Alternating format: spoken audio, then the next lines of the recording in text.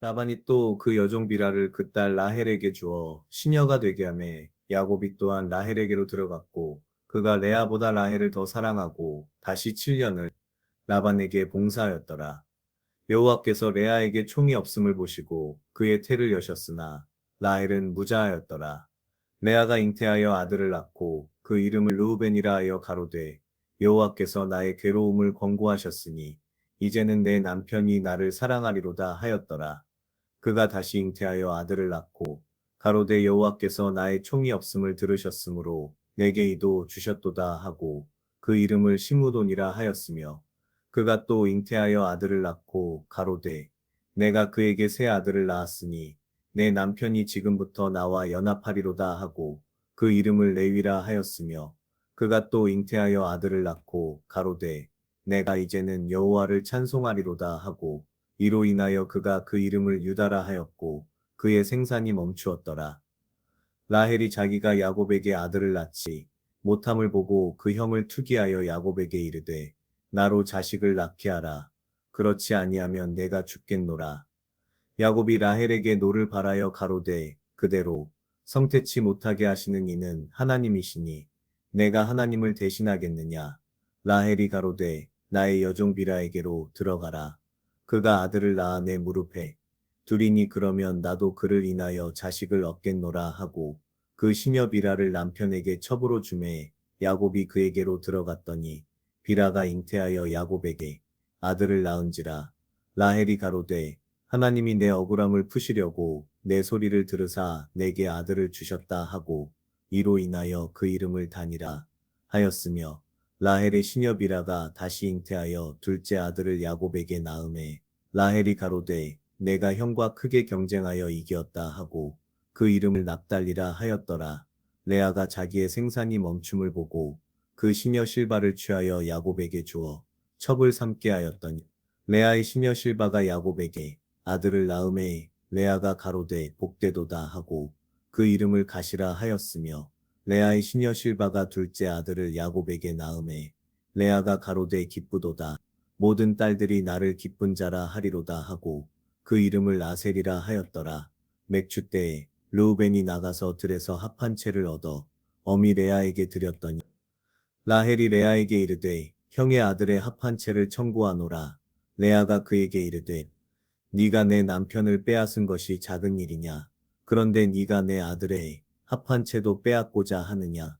라헬이 가로되 그러면 형의 아들의 합한 채 대신에 오늘 밤에 내 남편이 형과 동침하리라 하니라.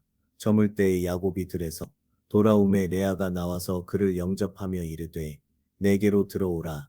내가 내 아들의 합한 채로 당신을 샀노라. 그 밤에 야곱이 그와 동침하였더라. 하나님 레아를 들으셨으므로 그가 잉태하여 다섯째 아들을 야곱에게 낳은지라. 레아가 가로되 내가 내 시녀를 남편에게 주었으므로 하나님이 내게 그 값을 주셨다 하고 그 이름을 이사가리라 하였으며 레아가 다시 잉태하여 여섯째 아들을 야곱에게 낳은지라. 레아가 가로되 하나님이 내게 후한 선물을 주시도다. 내가 남편에게 여섯 아들을 낳았으니 이제는 그가 나와 함께 거하리라 하고 그 이름을 스불론이라 하였으며 그 후에 그가 딸을 낳고 이름을 디나라 하였더라. 하나님이 라헬을 생각하신지라. 하나님이 그를 들으시고 그 태를 여신 고로 그가 잉태하여 아들을 낳고 가로되 하나님이 나의 부끄러움을 씻으셨다 하고 그 이름을 요셉이라 하니 여호와는 다시 다른 아들을 내게 더하시기를 원하노라 함이었더라. 라헬이 요셉을 낳은 때에 야곱이 라반에게 이르되 나를 보내어 내 고향 내 본토로 가게 하시되 내가 외삼촌에게서 일하고 얻은 처자를 내게 주어 나로 가게 하소서. 내가 외삼촌께 한 일은 외삼촌이 아시나이다. 라반이 그에게 이르되 여호와께서 너로 인하여 내게 복 주신 줄을 내가 깨달았노니 네가 나를 사랑스럽게 여기거든 유하라. 또 가로되 네 품삯을 정하라. 내가 그것을 주리라. 야곱이 그에게 이르되 내가 어떻게 외삼촌을 섬겼는지 어떻게 외삼촌의 짐승을 쳤는지 외삼촌이 아시나이다.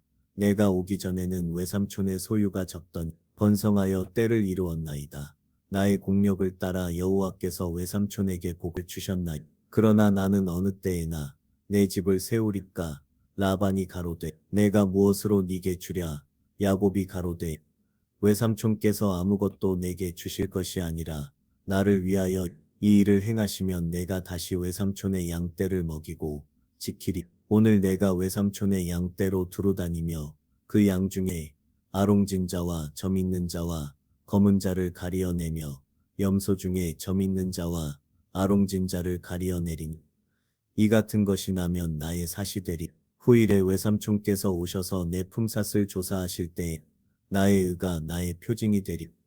내게 혹시 염소 중 아롱지지 아니한 자나 점이 없는 자나 양 중 검지 아니한 자가 있거든 다 도적질한 것으로 인정하소서.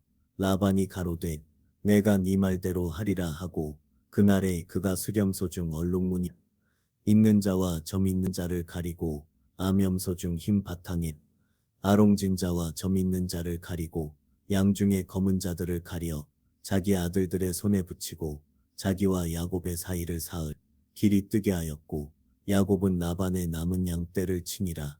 야곱이 버드나무와 살구나무와 신풍나무의 푸른 가지를 취하여 그것들의 껍질을 벗겨 흰 무늬를 내고 그 껍질 벗긴 가지를 양떼가 와서 먹는 개천의 물구유에 세워 양떼에 향하게 하매 그때가 물을 먹으러 올 때에 새끼를 뱅이 가지 앞에서 새끼를 뱀으로 얼룩얼룩한 것과 점 아롱진 것을 낳은지라. 야곱이 새끼 양을 구분하고 그 얼룩무늬와 검은 빛 찢는 것으로 라반의 양과 서로 대하게 하며 자기 양을 따로 두어 라반의 양과 섞이지 않게 하며 실한 양이 새끼 뵐 때에는 야곱이 개천에다가 양떼의 눈앞에 그 가지를 두어 양으로 그 가지 곁에서 새끼를 베게 하고 약한 양이면 그 가지를 두지 아니하니 이러므로 약한 자는 라반의 것이 되고 실한 자는 야곱의 것이 된지라.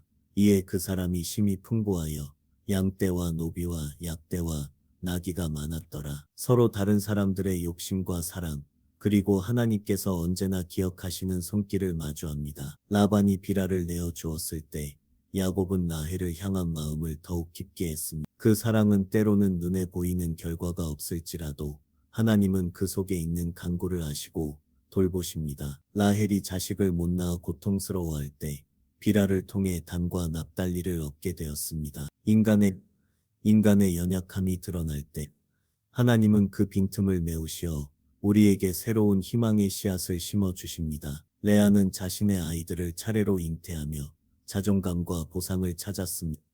그 과정에서 실바를 통해 또 다른 자녀들이 생겨났습니다. 우리도 삶의 여러 가지 결점이나 부족함을 느낄 때 스스로에게 의존하기보다는 하나님께 바라보면 새로운 은혜가 나타납니다. 하나님의 기억은 우리를 무시하지 않으시고 우리에게 꼭 필요한 때에 적절한 선물을 주십니다. 특히 라헬에게 주신 요셉은 단순히 한 사람의 탄생을 넘어 하나님의 맞춤형 계획이 우리에게도 적용된다는 증거입니다. 라헬이 오랫동안 간구하던 아이가 드디어 태어나자 그 순간은 하나님의 섭리가 이루어진 실제적인 현상이었습니다. 우리의 일상에서도 간구와 기다림이 결코 헛되지 않음을 기억하게 합니다. 동시에 야곱이 라반과 나눈 계약과 사지 관한 이야기는 지혜로운 관리와 신뢰의 중요성을 보여줍니다. 야곱은 작은 가지를 양들의 번식을 통제함으로써 풍성한 결과를 얻었습니다.